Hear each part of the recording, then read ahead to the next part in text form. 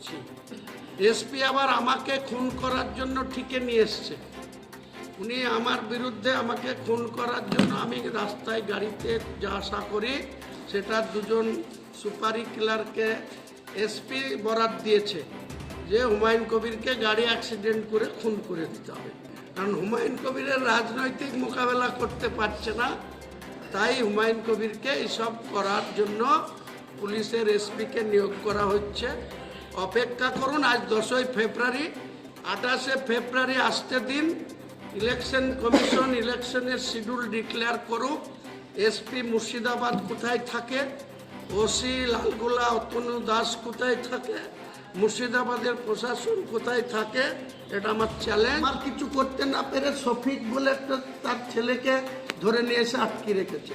আমি আইসিকে বলেছি যদি না ছাড়ে, কালকে বাবরি মসজিদের ভিত্তি স্থাপন তো আগেই হয়ে আছে, কাজ শুরু করব, করে লাখ লোক গিয়ে বেলডাঙ্গা থানা ঘিরবো, দেখবো এসপির কতটা দম আছে আর বেলডাঙ্গা আইসির কতটা দম আছে।